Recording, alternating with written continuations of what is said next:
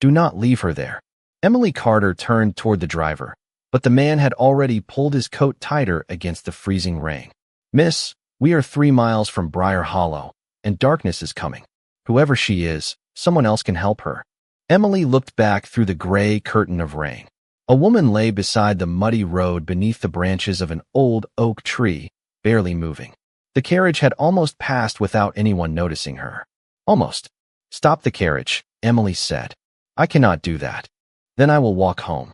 The driver stared at her as if she had lost her mind. Emily was only an Omega from a small village, someone people were accustomed to overlooking, but there was a firmness in her voice that left little room for argument. The carriage stopped. Emily climbed down and hurried through the rain.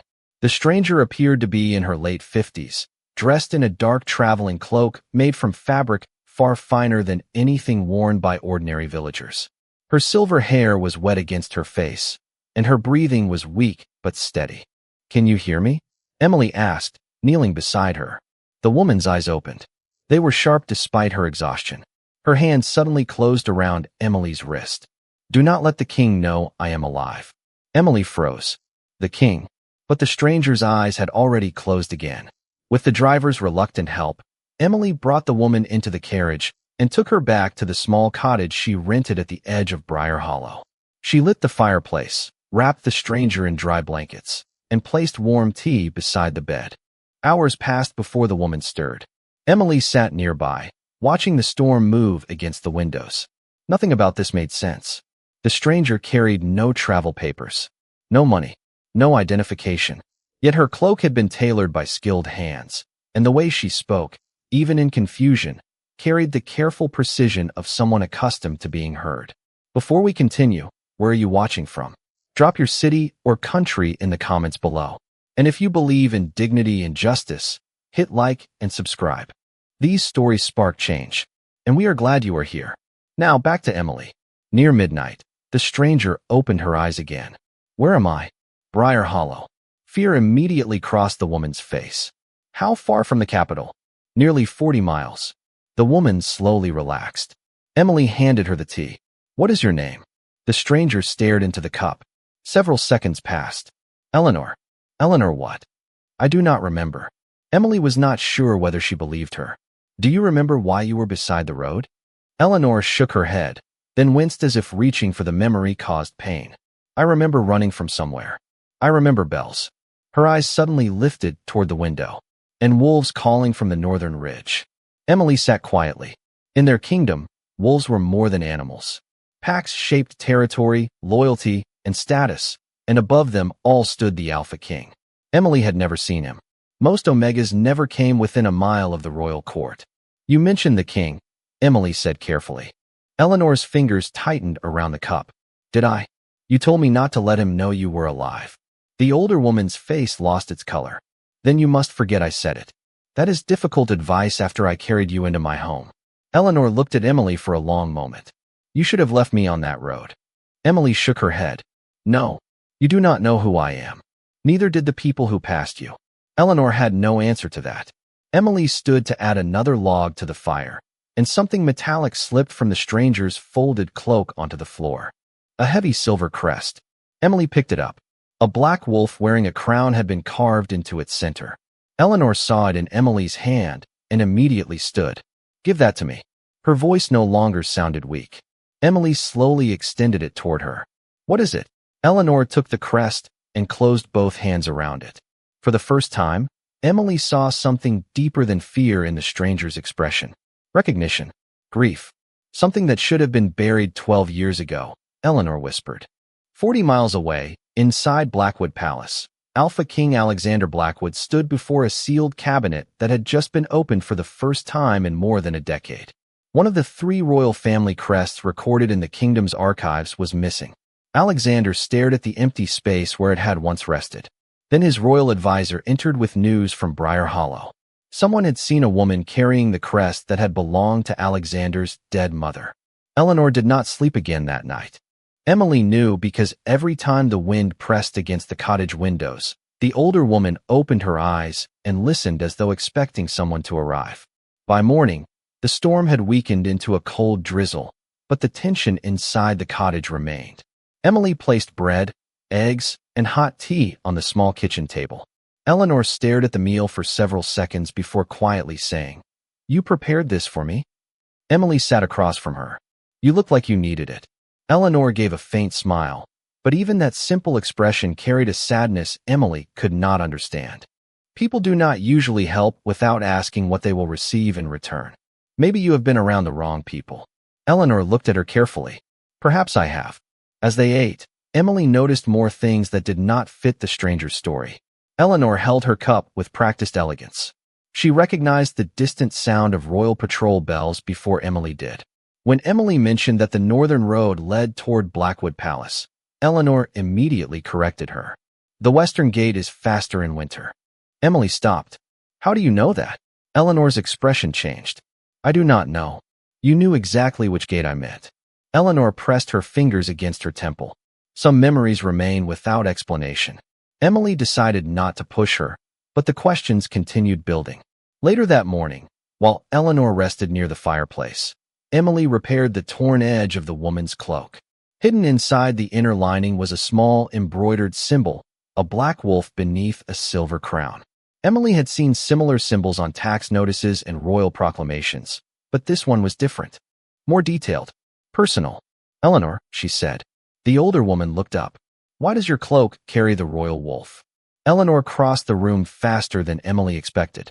"Where did you see that?" "Inside the lining." Eleanor took the cloak and folded it immediately. "It means nothing." Emily stared at her. "You knew the fastest winter entrance to the palace. You carry a royal crest that you said should have been buried 12 years ago. And last night, you told me to hide you from the king." Eleanor looked toward the window. "I never asked you to become involved. I became involved when I found you beside the road." Silence settled between them. Then Eleanor whispered, "Alexander always hated the western gate." Emily frowned. "Who is Alexander?" Eleanor's eyes widened. She had spoken the name without thinking. "I do not know. You just said his name." "I know." Her breathing became unsteady as fragments returned. A young boy running through a palace corridor. Dark hair. Bright blue eyes. A wooden training sword held proudly above his head. A child's voice calling for his mother. Eleanor closed her eyes. "Alexander." Emily moved closer. "What do you remember?" Eleanor opened her eyes again, now filled with confusion. "A boy. Your son." Eleanor did not answer. Nearly 40 miles away, Alpha King Alexander stood in the royal archive while Lord Victor Kane placed a report before him. "The sighting came from a merchant traveling through Briar Hollow," Victor explained. "He claims he saw the Blackwood crest in the possession of a young village woman." Alexander's expression hardened. "The crest disappeared from this palace. Now it appears 40 miles away. That is not coincidence." Victor lowered his voice. "It could be a forgery." Alexander looked at him. "Then why are you nervous?" Victor became still. Alexander had noticed the slight change in his scent before the advisor controlled it. Fear. Not surprise. Fear. Back in Briar Hollow, Emily stepped outside to collect firewood and found fresh tracks in the wet ground near her cottage. They had not been there the night before. Several horses had stopped near the edge of the trees, then turned back toward the northern road. Emily returned inside and locked the door. Eleanor saw her expression. "What happened?" "Someone was watching the house." Eleanor slowly stood. The confusion disappeared from her face, replaced by certainty. "Then they know where I am." Emily looked toward the silver crest resting on the table. "Who are they?" Eleanor stared at the crowned wolf, and another memory finally surfaced. A great hall filled with kneeling guards. A young man standing before a throne. A voice announcing a name that made her heart ache. Alpha King Alexander Blackwood. Eleanor gripped the table. "Emily," she whispered. "I remember him." Emily waited. Eleanor looked directly at her. "Alexander is my son." Emily stared at Eleanor, waiting for some sign that she had misunderstood. "Your son is the Alpha King?" Eleanor slowly nodded, but uncertainty remained in her eyes. "I remember his face now, not as he is today, as a boy, then older, standing before the throne." Emily looked at the silver crest on the table. The impossible pieces were beginning to connect, but one question overwhelmed all the others. If Alexander is your son, why does the kingdom believe his mother died 12 years ago? Eleanor lowered herself into the chair. "I do not remember." Outside, a horse passed somewhere beyond the trees. Both women immediately looked toward the window. Emily moved the curtain aside just enough to see the empty road. Someone was here this morning, she said. Those tracks were fresh.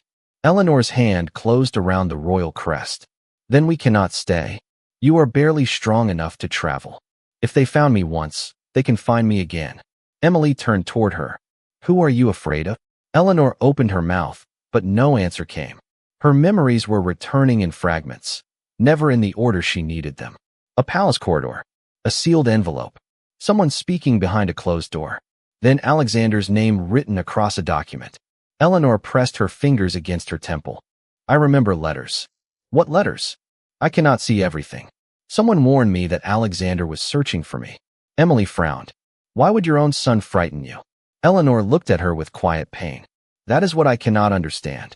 Nearly 40 miles away, Alexander stood before the empty cabinet in the royal archive. Only 3 private Blackwood crests had ever been created. His remained locked in his personal chamber. His father's had been buried with the former king. His mother's had disappeared the same night she vanished. Who reported the sighting? Alexander asked. Victor stood several feet away. A merchant named Thomas Reed. Bring him to me. Victor hesitated.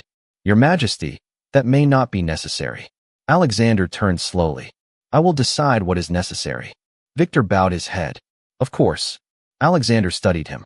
12 years earlier, Victor had been among the officials who confirmed Queen Eleanor's death after personal belongings were found near the northern cliffs. There had been no body, only evidence and testimony. Alexander had been young, grieving, and newly burdened with the crown. He had accepted what trusted men told him. Now, for the first time, that trust felt dangerous. Back in Briar Hollow, Emily examined Eleanor's cloak again. This time she found a narrow pocket hidden beneath the collar. Inside was a small piece of folded parchment. Eleanor watched as Emily opened it. There were only 4 words written across the page. Trust no royal messenger. Is this your handwriting? Emily asked. Eleanor took the parchment. Yes. Then you wrote yourself a warning. Eleanor stared at the words as another memory surfaced. She was standing inside a candlelit chamber, sealing something into her cloak while bells rang outside. A man's voice beyond the door promised that the king had ordered her return. But she had known the messenger was lying. Someone used Alexander's name, she whispered. Emily stepped closer. To make you run? Eleanor looked toward the window. Or to make sure I never returned. Before Emily could respond, the distant sound of approaching horses reached the cottage. Not one rider. Several. Eleanor's face tightened. Emily opened the curtain slightly and saw dark-cloaked figures moving along the road. At their center rode a tall man on a black horse, his posture unmistakably commanding. Eleanor stepped beside her and looked outside. Her breath stopped. 12 years had changed him, but a mother did not need proof. Alexander, she whispered. Emily looked from Eleanor to the approaching riders. Then she saw another group watching from the distant tree line, hidden from the king's men. Whoever had been following Eleanor had arrived at the same time as the Alpha King. Emily kept her eyes on the distant tree line while Alexander and his royal riders approached the cottage. The hidden figures did not move closer, but they did not leave either. Someone else is watching, Emily said quietly. Eleanor stepped away from the window. Then do not open the door. Emily looked at her. The man outside is your son. And 12 years ago, I believed men who carried his seal were searching for me. The sound of horses stopped in front of the cottage. A moment later, 3 firm knocks sounded against the wooden door. Emily remained still. Emily Carter, a deep voice called from outside. I am Alexander Blackwood. I need to speak with you. Eleanor closed her eyes at the sound of his voice. Her hand rose to her mouth as another memory returned. A young Alexander laughing in the palace gardens. The same voice, younger and lighter, calling her mother. Emily saw the emotion on Eleanor's face, but she also remembered the warning written in the hidden pocket. Trust no royal messenger. He is not a messenger, Emily said. Eleanor looked at her. That does not mean the people around him can be trusted. Another knock came, quieter this time. Emily opened the door only a few inches. Alexander stood beneath the gray morning sky wearing a dark royal coat over formal black clothing. 2 guards remained several yards behind him. He was taller than Emily expected, but it was not his size that filled the doorway. It was the controlled authority of someone accustomed to entire rooms becoming silent when he entered. His blue eyes moved immediately to the silver crest Emily held in one hand. Where did you get my mother's crest? Emily did not answer. Who told you I had it?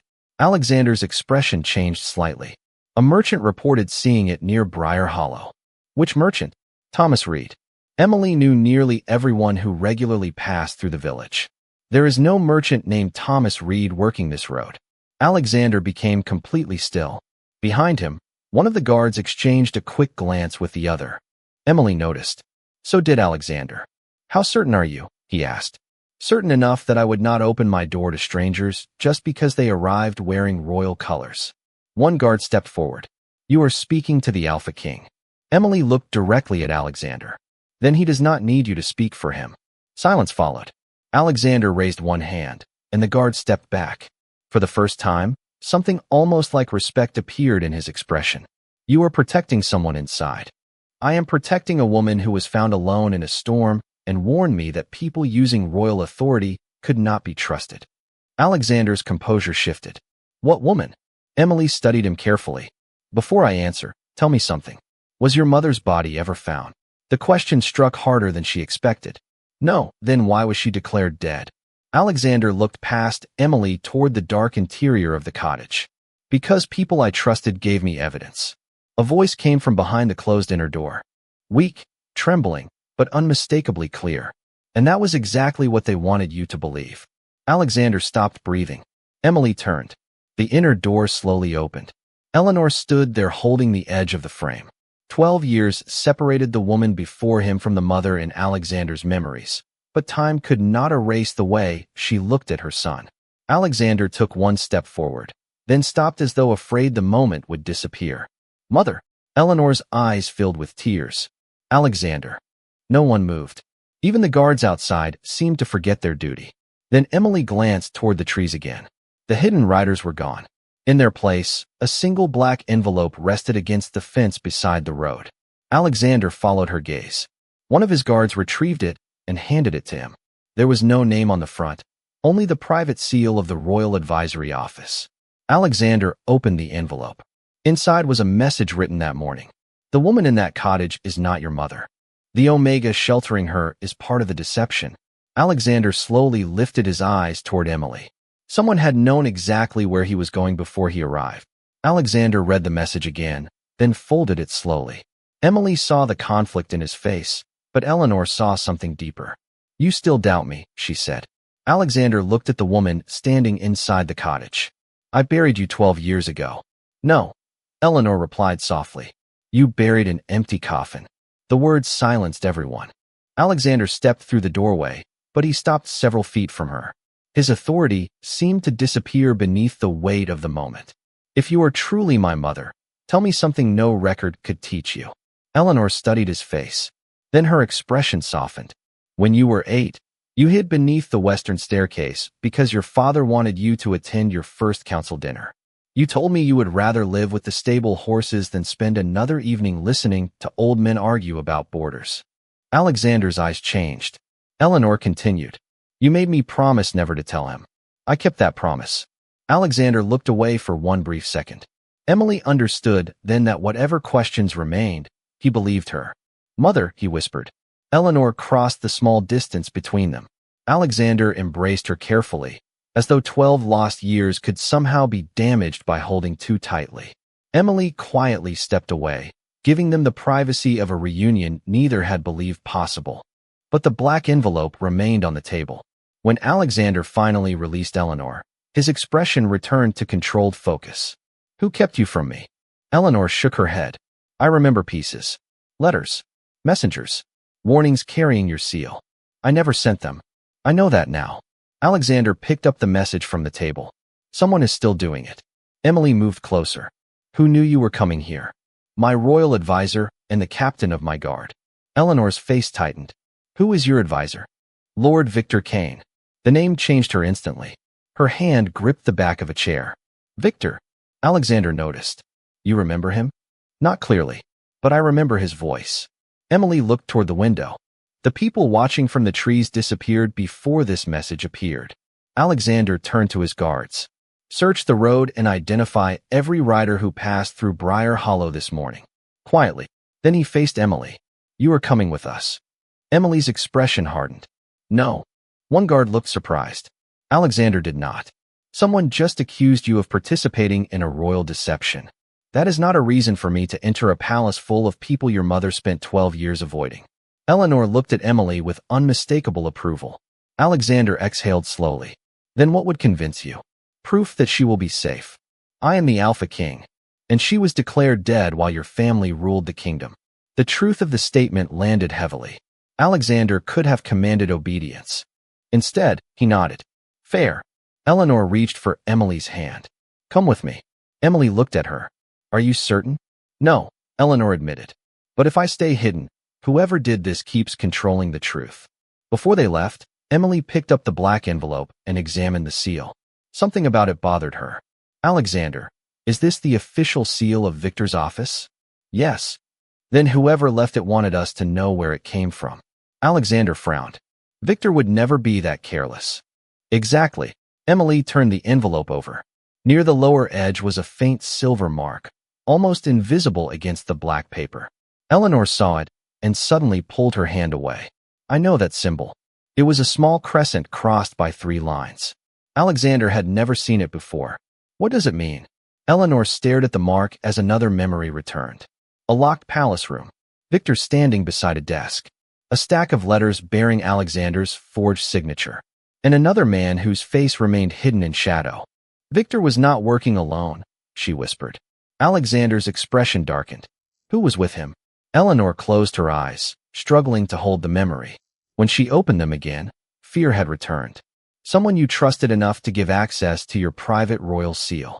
Alexander ordered the return to Blackwood Palace before noon, but he changed the route without informing anyone outside the small group traveling with him.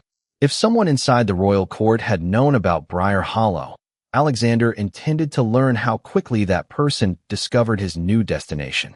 Eleanor rode inside a covered carriage with Emily beside her, while Alexander remained close with his guards. For the first 10 miles, Eleanor barely spoke. She watched the countryside through the window, as though every hill carried a memory she could almost reach. You do not have to remember everything today, Emily said. Eleanor gave her a tired smile. 12 years is a long time to lose. You survived those years. Surviving and understanding are different things. Emily looked at the black envelope resting between them. Then we start with what we know. Eleanor touched the silver mark. The crescent belonged to a private network inside the palace, not an official department. My husband created it years ago to move sensitive information without using council messengers. Who had access? The king. Me. Victor. She paused. And the captain of the royal guard. Emily remembered Alexander's answer at the cottage. Only Victor and his current captain had known where he was going. Is it the same captain? Eleanor shook her head. No. The captain from 12 years ago was Daniel Mercer. When they reached the palace shortly after sunset, Alexander brought them through a private western entrance rather than the main gates. Eleanor stopped the moment she saw the corridor beyond it. Her face changed. You remember this place, Emily said. I remember leaving through it. Alexander turned toward her. The night you disappeared? Eleanor slowly walked toward an old stone archway. There was a storm. Victor told me you had ordered my arrest. Alexander's expression hardened. I was 23 years old. I had no authority to order your arrest. Father was still king. I know that now. Eleanor touched the wall. But the document carried your private seal. Alexander looked toward his captain. Bring every record concerning access to my seal from that year. Do not inform Victor. The captain bowed and left. Emily watched him disappear down the corridor. You trust him? Alexander glanced at her. Captain Samuel Grant has served me for 9 years. That was not my question. Alexander almost smiled despite himself. I trust him more than most. Eleanor suddenly stopped beside a faded tapestry. There was a door here. Alexander frowned. There has never been a door there. Yes, there was. Emily moved closer and noticed a narrow line running through the stone beside the tapestry. She pressed gently against it. Nothing happened. Eleanor reached toward a carved wolf near the base of the wall and turned its head. A hidden panel opened. Alexander stared into the dark chamber beyond. I have lived here my entire life. And someone depended on you not knowing everything about your own palace, Emily said. Inside the chamber stood a desk covered with dust, several empty shelves, and a locked wooden cabinet. Eleanor approached the desk as memories returned in fragments. This is where I saw the letters.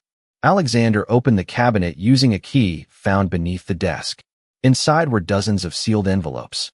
Every one carried his private royal mark. He opened the first. It contained an order supposedly written by him 12 years earlier, instructing palace guards to locate Eleanor and prevent her from contacting the king. I never wrote this. Eleanor looked at him.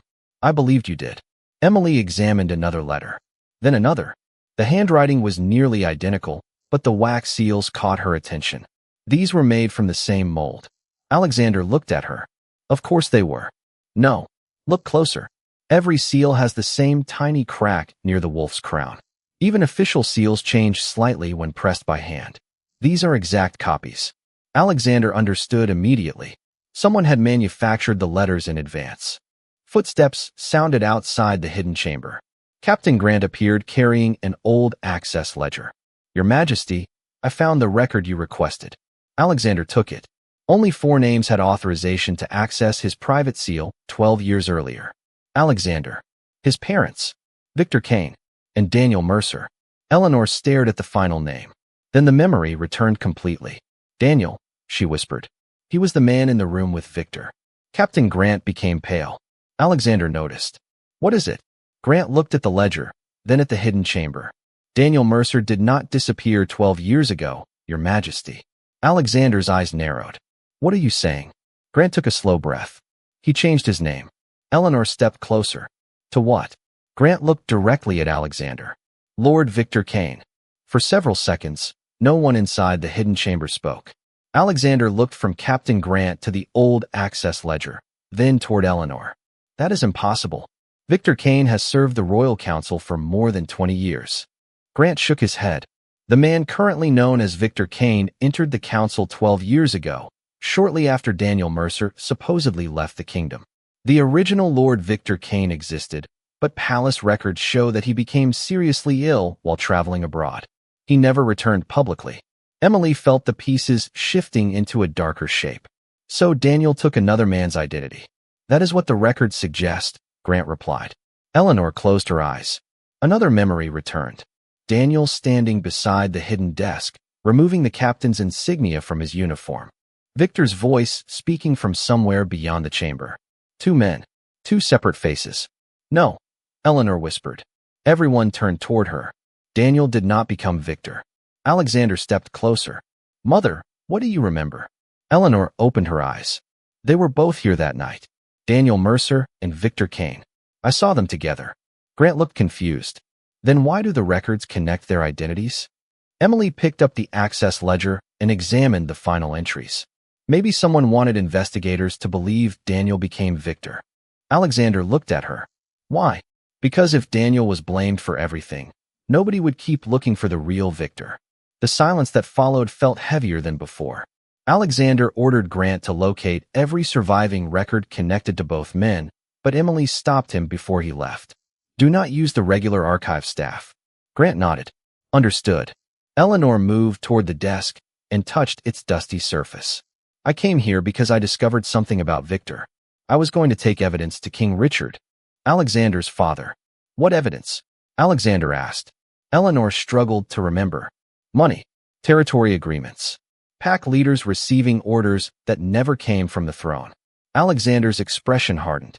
For 12 years, Victor had been one of the men responsible for delivering reports from the outer packs. If those reports had been manipulated, then Alexander had been ruling through information selected by the same person connected to his mother's disappearance. Emily opened one of the forged letters again. Why convince Eleanor that Alexander wanted her found? Alexander answered quietly. To keep her away from the palace. But why keep her alive? Emily asked. Eleanor looked toward the hidden cabinet. Because I hid something they needed. Another memory surfaced. A small iron key. A room beneath the old queen's residence. A ledger wrapped in blue cloth. There is another archive, Eleanor said. Alexander stared at her. Where? Under my former chambers. They left the hidden room and crossed the private corridor toward the abandoned queen's residence. The rooms had remained sealed since Eleanor was declared dead. Alexander opened them personally. Dust covered the furniture, but Eleanor moved through the space with growing certainty. She stopped beside an old fireplace and pressed a carved stone near the floor. A narrow compartment opened. Inside was an iron key. Eleanor held it with trembling fingers. I remember now. Emily looked at her. What does it open? The room where I hid the original records. Alexander immediately turned toward Grant, but the captain had not followed them into the chamber. Where is Samuel? Before anyone could answer, the palace bells rang 3 times. Alexander recognized the signal immediately. An emergency council session had been called without his authorization. A royal messenger appeared at the doorway, breathing heavily. Your Majesty, Lord Victor has assembled the council. He claims an unknown Omega has entered the palace with a woman falsely presenting herself as the late Queen Mother. Alexander's eyes moved toward Emily. The trap was already closing. What else? He asked. The messenger hesitated. Lord Victor says Captain Grant has confessed to helping them deceive you. Eleanor gripped the iron key. Emily looked toward the empty corridor where Grant had disappeared only minutes earlier. Alexander's voice became dangerously calm. Where is my captain? The messenger lowered his eyes. No one can find him. Alexander did not move toward the council chamber. Instead, he looked at the iron key in Eleanor's hand. If Victor called the council this quickly, he knows we found something. Emily glanced toward the corridor. Then going directly to him gives him exactly what he wants. Eleanor nodded. The records come first. Alexander turned to the messenger. Tell the council I will attend when I choose. The messenger hesitated. Your Majesty, Lord Victor says the council has authority to investigate anyone claiming royal identity. Alexander's expression became cold. The council does not summon its king. The messenger bowed and left. Eleanor led them through her abandoned chambers toward a narrow staircase hidden behind an old bookcase. At the bottom stood a small iron door. The key fit perfectly. Inside, shelves held sealed boxes covered in 12 years of dust. Eleanor walked directly to a cabinet in the far corner. I hid the ledger here. She opened it. The cabinet was empty. Her face fell. Someone found it. Emily examined the dust along the shelf. Not recently. Alexander looked closer. A clean rectangular outline remained beneath the dust surrounding it. Whatever had been removed was gone long before Eleanor returned. Then Victor has had 12 years to destroy it, Alexander said. Maybe, Emily replied. But if he destroyed everything, why is he afraid of her now? Eleanor looked at Emily. The question triggered another memory. A blue ledger resting on a desk. Eleanor copying several pages by hand. Daniel Mercer entering unexpectedly. Her hiding the copies inside something no palace official would search. My letters, Eleanor whispered. What letters? Alexander asked. The ones I wrote to you. She turned toward him. After I escaped, I sent letters every month for nearly 3 years. Alexander stared at her. I never received one. Pain crossed Eleanor's face. I thought you refused to answer. I thought you were dead. Emily understood before either of them said it. Someone had intercepted every message, keeping mother and son separated while each believed the other was unreachable. Eleanor closed her eyes. I copied the evidence into one of those letters. Which one? Alexander asked. The final letter. Where did you send it? I did not trust the palace anymore, so I sent it through a private courier to someone outside the royal court. Her eyes opened. Samuel Grant. Alexander became still. My captain. He was not captain then. His father served my household. Samuel was young, but I trusted his family. Emily looked toward the doorway. That explains why he disappeared after seeing the ledger. Alexander's expression hardened. Or why Victor wanted us to believe he confessed. Suddenly, footsteps approached from the staircase. Alexander moved between the doorway and the 2 women, but the person who appeared was Captain Grant. He was breathing heavily and carrying a weathered wooden box. Your Majesty. Alexander did not relax. Where have you been? Grant placed the box on the table.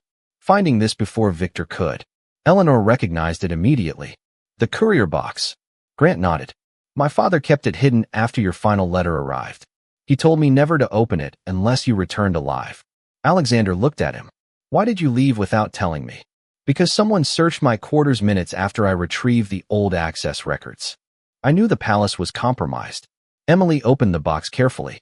Inside were dozens of unopened letters addressed to Alexander. Eleanor covered her mouth. Her son had never ignored her. Her words had simply never reached him. At the bottom lay a sealed envelope marked with the crescent symbol. Eleanor opened it with trembling hands. Inside were copied financial records and a handwritten list of names. Alexander read the first page, then slowly looked toward Grant. Victor was diverting money from the outer packs. Grant nodded. There is more. Emily took the list. One name appeared repeatedly beside payments, forged orders, and intercepted correspondence. Daniel Mercer.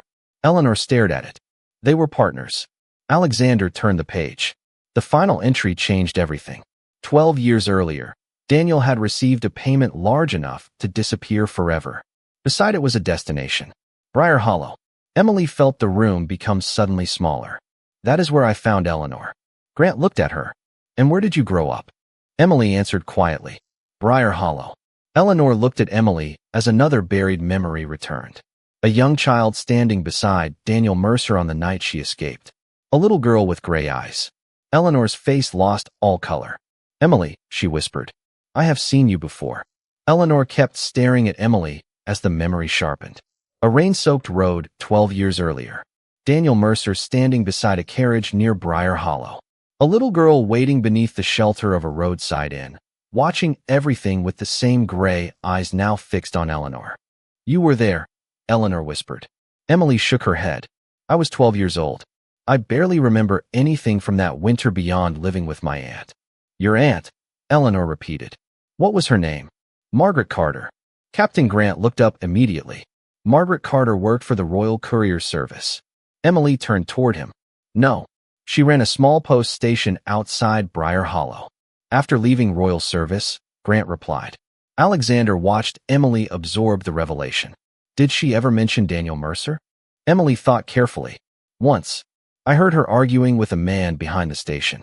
She told him she would not hide another letter for him.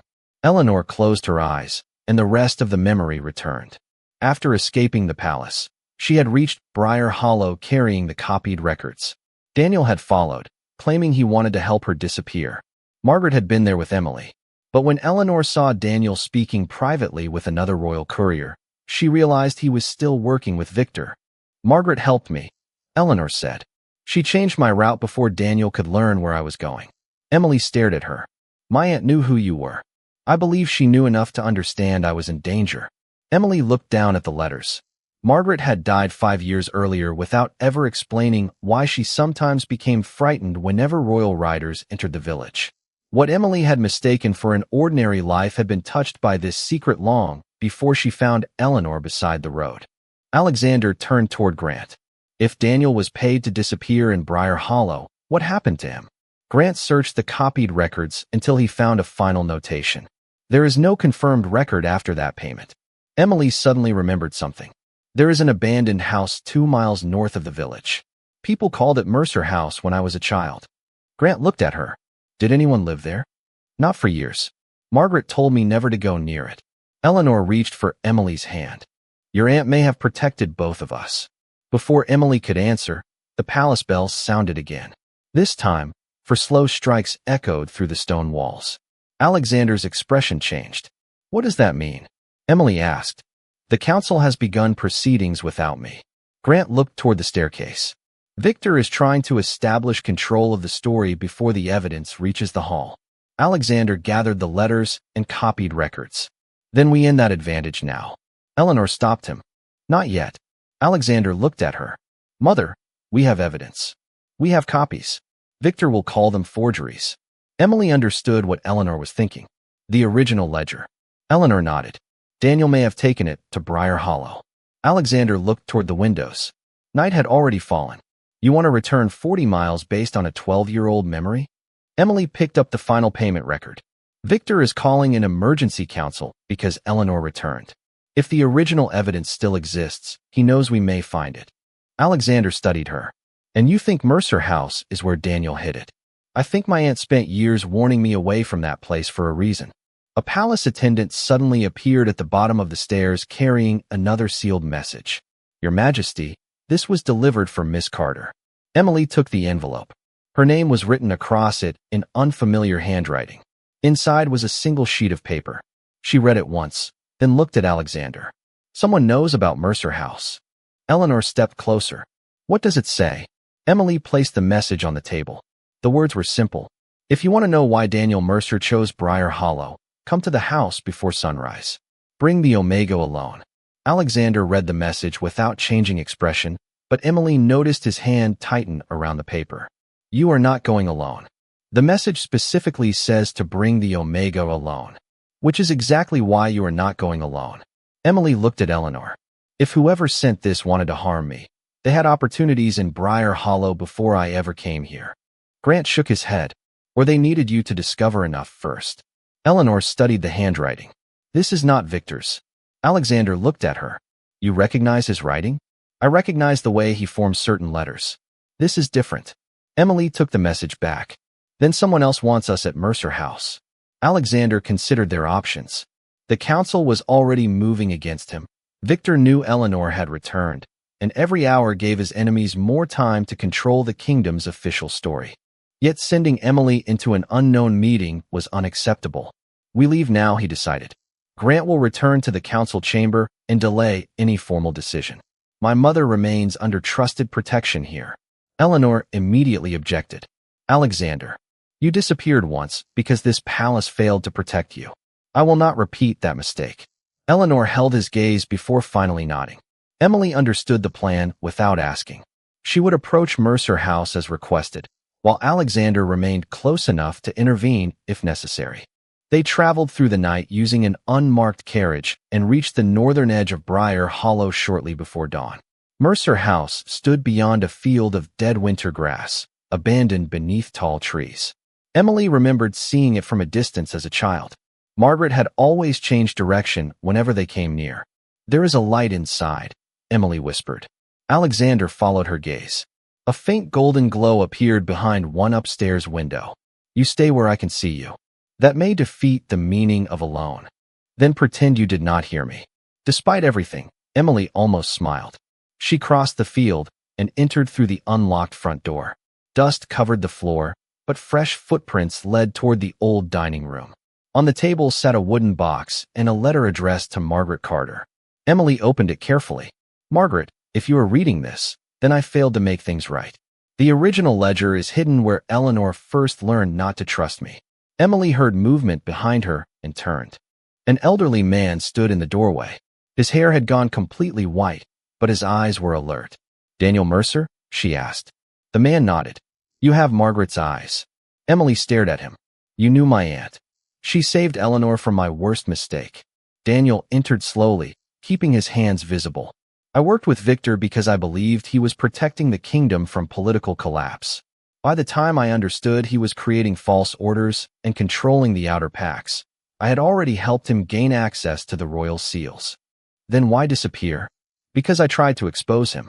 Victor made sure every record pointed toward me instead. Emily looked at the wooden box. Where is the original ledger? Daniel's expression became guarded. Not here. Then why bring me? Because Victor knows Eleanor is alive, and he knows Alexander will search the palace. But there is one place he believes no one remembers. Emily recalled Eleanor's words. The room where I first learned not to trust him. The hidden chamber. Daniel nodded. The ledger was never in Briar Hollow. Eleanor moved it before she escaped. I helped her create the false trail that brought Victor here. Emily's thoughts raced, but she remembered hiding it beneath her chambers. She remembered the copies. Daniel reached into the box and removed an old palace floor plan. A small compartment was marked behind the wall of the first hidden room they had discovered. Victor has searched for this for 12 years. Alexander stepped into the doorway, no longer willing to remain outside. Daniel looked at him without surprise. You have your mother's caution. Alexander's voice was cold. And you have 5 minutes to explain why I should trust anything you say. Daniel looked toward Emily. Because by sunrise, Victor will open that compartment himself.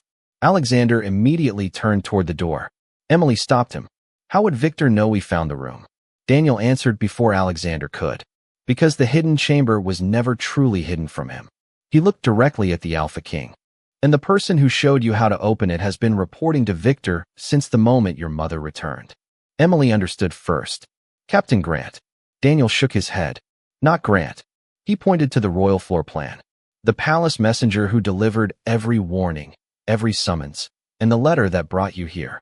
Alexander looked at Daniel as the first light of dawn began to touch the windows of Mercer House. "The messenger has access to my private corridors." Daniel nodded. "And to information before it reaches the council. Victor has always survived by making other people carry his secrets." Emily remembered every appearance of the messenger. He had delivered the emergency summons. He had brought the message claiming Grant had confessed. He had personally handed Emily the letter that sent them to Mercer House. "He wanted us out of the palace," she said. "Exactly," Daniel replied. "Victor needed Alexander away from the hidden chamber, and he needed Eleanor separated from the person most likely to protect her authority." Alexander turned toward the door. "We return immediately." Daniel handed Emily the palace floor plan. "The compartment is behind the eastern wall of the chamber. The mechanism is hidden beneath the carved wolf on the desk." Alexander studied him. "You are coming with us." Daniel gave a tired nod. "I expected nothing less." The journey back to Blackwood Palace took several hours. By the time they arrived through the western entrance, the council session was still underway. Grant met them in the corridor. "Your Majesty, Victor has demanded that Queen Eleanor be examined by council physicians before her identity is recognized. He is also accusing Emily of manipulating her." Alexander looked toward Emily. She showed no surprise. When people cannot challenge the truth, they challenge the person who found it. Grant almost smiled. Queen Eleanor said nearly the same thing. They hurried toward the abandoned royal chambers. Eleanor was waiting with 2 trusted attendants. Relief crossed her face when she saw Alexander and Emily return, but it vanished when Daniel entered behind them. "Daniel." He stopped several feet away. "Your Majesty." Eleanor studied him for a long moment. "You helped Victor." "Yes. And then you helped me escape. Too late to undo what I had already done." Eleanor did not forgive him, but neither did she look away. "Then help us finish it." They returned to the first hidden chamber. Emily found the carved wolf beneath the dusty desk and pressed against its crown. Nothing happened. Daniel examined the carving. "Turn it toward the eastern wall." Emily rotated the small stone figure. A quiet click sounded behind them. Part of the wall shifted outward, revealing a narrow compartment. Inside rested a blue ledger wrapped in faded cloth. Eleanor closed her eyes. "That is it." Alexander removed the ledger carefully and opened the first page. It contained payment records, forged territorial orders, intercepted correspondence, and the names of pack leaders Victor had secretly influenced. More importantly, several entries carried Victor's personal signature beside authorization codes matching the forged royal letters. Emily turned toward Eleanor. "This proves he created the network." "It proves more than that," Daniel said. He pointed to a series of payments made after Eleanor disappeared. Every year, Victor had paid officials to report false information directly to Alexander. Pack disputes had been exaggerated. Loyal leaders had been described as threats. Requests for royal assistance had been hidden. Alexander stared at 12 years of decisions built upon manipulated information. "He did not only remove my mother," he said quietly. "He isolated me." Eleanor stepped beside her son. "That was always the purpose." Footsteps suddenly approached the chamber. The royal messenger appeared in the doorway.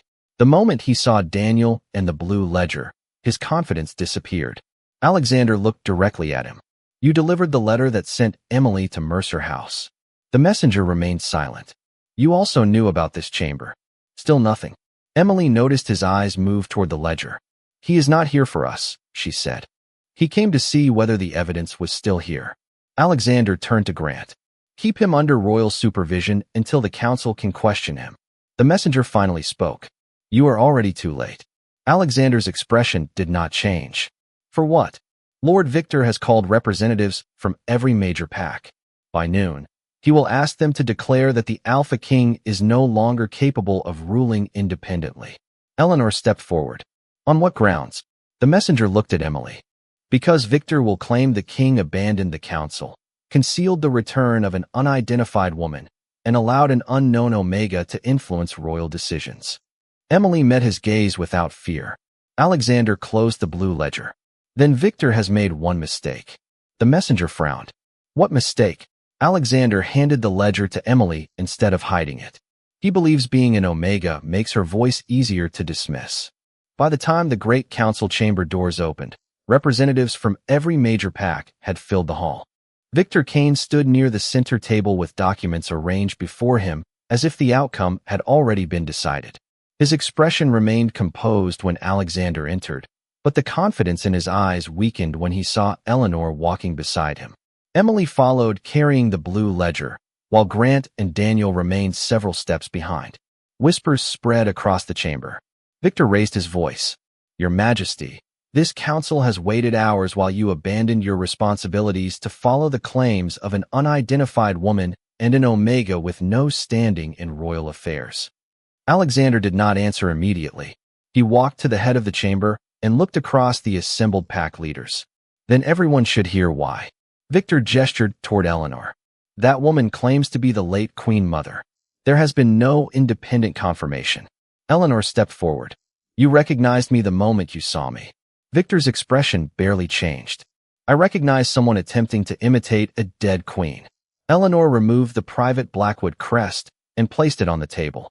"Then explain how I know about the hidden chamber behind the western corridor, the private courier network marked by the crescent symbol, and the letters you created using Alexander's seal." The chamber fell silent. Victor looked toward Alexander. "Memories can be invented. Records are more difficult," Emily said. Victor turned toward her with open dismissal. "And why should this council listen to you?" Emily placed the blue ledger on the table. "Because I found what you spent 12 years trying to hide." Victor's face changed for only a second, but every person watching saw it. Alexander opened the ledger and invited the senior pack representatives to examine the entries themselves. One by one, they compared Victor's signatures, payment records, forged orders, and authorization codes. Daniel then stepped forward and admitted his own role in giving Victor access to the royal seals. "I believed his claim that he was protecting the kingdom," Daniel said. "When I learned the truth, I helped Queen Eleanor escape and disappeared because Victor had already arranged for the evidence to point toward me." Victor shook his head. "The word of a confessed traitor proves nothing." "Then perhaps my letters will," Eleanor replied. Grant placed the courier box beside the ledger. Dozens of unopened letters addressed to Alexander were displayed before the council. The dates covered nearly 3 years after Eleanor's supposed death. Independent archivists confirmed her handwriting and the original royal seals. Alexander looked across the chamber. "My mother did not abandon the kingdom. Her messages were intercepted. I did not ignore her. I never received them." Victor's carefully constructed story was collapsing without a single raised voice. Emily opened the final copied record. "There is one detail you missed." Victor stared at her. "Every false letter attributed to the king carries an identical crack in the wax impression. That means the seals were reproduced from the same artificial mold. The payment for that mold appears here under your authorization code." A senior pack leader examined both documents and nodded. Victor looked around the room, searching for support that was no longer there. Alexander finally spoke. "Victor Kane, your authority as royal advisor is suspended pending a full public inquiry. Every order issued through your office will be reviewed independently." Victor's voice hardened. "You would trust an Omega over your own counsel?" Alexander looked toward Emily. She stopped for a stranger when everyone else passed by. She questioned evidence when experienced officials accepted convenient answers. And she asked for nothing in return. Eleanor stepped beside Emily. "When everyone else walked past me," she stopped. The words settled over the chamber. Victor had spent years using status to determine whose voice mattered. Now the person he considered least important had helped expose everything. Grant approached Victor and informed him that he would remain under royal supervision until the inquiry concluded. There was no struggle, no dramatic resistance, only the quiet realization that his influence had ended. Alexander turned toward the assembled leaders. "Every manipulated order will be corrected. Every pack harmed by false information will be heard. And every record concerning my mother's disappearance will be made public." Eleanor looked at her son with pride, but Emily noticed something unexpected in the final pages of the ledger. Several payments continued after Eleanor disappeared, but they were not authorized by Victor. They carried a different symbol. Emily turned the page toward Alexander. "There is another name hidden behind these transactions." Victor looked at the symbol and gave a bitter smile. "You still think I was the highest person involved?" Alexander stared at him. "Who was?" Victor looked toward the royal throne. "Ask why your father never searched for his queen after the first year." Eleanor's face went still. Alexander slowly turned toward his mother. The final secret had been waiting inside her silence all along. Eleanor did not answer immediately. The entire council chamber seemed to wait with Alexander. At last, she looked toward the throne her husband had once occupied. "Your father discovered part of Victor's network before I disappeared," she said. Alexander's expression tightened. "Then why did he stop searching for you?" Eleanor lowered her eyes. "Because Victor convinced him that bringing me home would expose decisions Richard had made in secret." Victor gave a humorless smile. The late king valued stability more than truth. Eleanor turned toward him. "Do not pretend you gave him an honest choice." Then she faced Alexander again. "Your father authorized payments to keep several Outer Pack leaders silent after learning that royal funds had been redirected. He believed he was preventing panic. Victor used that mistake to control him." Alexander looked at the second symbol in the ledger. "So my father knew you were alive." "Not at first. But after the first year, he received evidence that I had survived." Pain crossed Alexander's face. "And he did nothing." Eleanor's voice softened. "He chose the crown over finding me." The truth was not easy, but Alexander did not hide from it. He ordered every record connected to his father's decisions opened for independent review. No royal name would be protected from the investigation, including Blackwood. In the weeks that followed, the kingdom learned what had happened. Victor's network was dismantled through formal proceedings. Daniel gave complete testimony about his own involvement. The royal messenger admitted carrying information between Victor and officials who had helped intercept Eleanor's letters. Captain Grant supervised the restoration of legitimate communication between the palace and the Outer Packs, while independent representatives reviewed every disputed order issued during the previous 12 years. Eleanor's identity was formally confirmed through private family records, surviving witnesses, royal archives, and details no impersonator could have known.